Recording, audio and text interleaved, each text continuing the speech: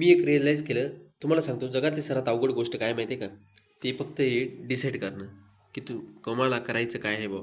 हे डिसाईड करणं खूप अवघड जातं आणि याच्यासाठी आपली खूप एनर्जी पण जात राहते. एनर्जी एवढी जाऊन जाते ना, जेव्हा आपल्याला डिसाईड बी होऊन जातं ना काय करायचं, तेव्हा आपल्यामध्ये एनर्जी राहत नाही ते काम करण्यासाठी.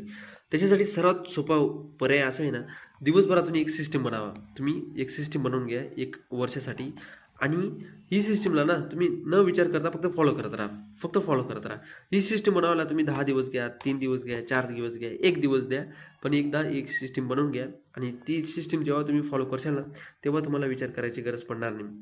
सेम असं का करायला लागतं माहिती आहे का? कारण की दिवसभरातून ना तुमच्यासोबत मोटिवेशन राहत नाही गोष्ट करायला. दिवसभरातून सिच्युएशनही बदलत राहते. दिवसभरातून माइंड, मन हे नवीन आयडिया घेऊन येतं, नवीन गोष्टी घेऊन येतं.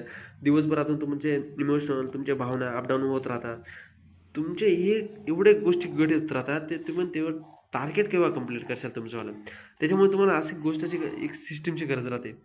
एकदाची तुम्ही सिस्टम बनवून घेतली ना, ते तुमच्यासाठी हे फक्त एक नॉईज आहे. हा फक्त एक गोंधळ आहे. तुम्ही याच्याकडे लक्ष देत नाही.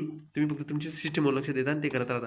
आणि ही सिस्टम अशी ठेवा ना, की तुमची फक्त 10 मिनिटात किंवा 20 मिनिटात किंवा 1 तासात ही सिस्टम कंप्लीट होऊन जाईल. तुम्हाला त्याच्यावर विचार करायची गरज पडणार नाही. हे करणं गरजेचं काय माहिती आहे का? आपण ना जेव्हा जानेवारीमध्ये राहतो का, या गोष्टीमुळे ना माहिती आहे का, डिसेंबर मध्ये केव्हा येऊन जातं ना आपल्याला समजत नाही. आपल्याला असं वाटतं ना, अरे बापरे! एवढे महिने कुठे निघून गेले बुवा. हे महिने फक्त दिवसभरात यांच्याशी लढण्यात आपल्या दिवस निघून जात राहतात. त्यामुळे आपल्याला वाटतं आपण काही केलंच नाही. नाही, नाही, नाही. आपण यांच्याशीच लढत राहिलो. त्याच्यामुळे दिवस म्हणून तुम्हाला एक सिस्टमची गरज आहे. एक सिस्टम बनवून घ्या.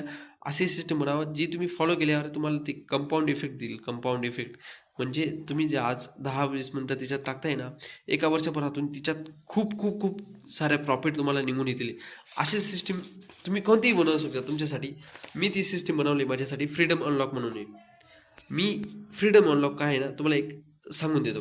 समजा YouTubeचा मी भरपूर अभ्यास केला आहे आणि YouTube काय म्हणतं माहिती आहे का, जेव्हा तुम्हाला 66,665 जर व्ह्यू भेटले ना, तेव्हापासून तुमचे पैसे चालू होऊन जातात.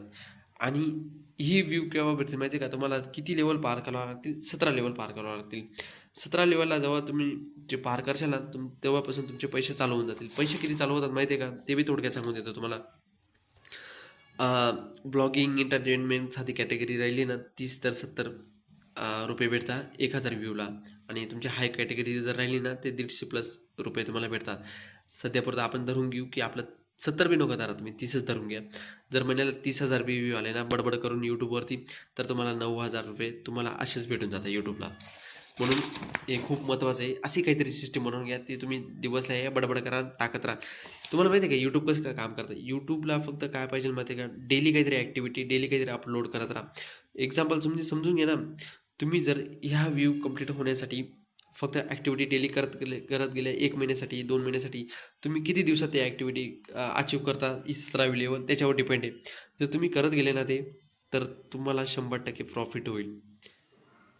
तर तुम्ही तुमच्यासाठी काहीतरी ॲक्टिव्हिटी बनवा आणि ती फॉलो करा.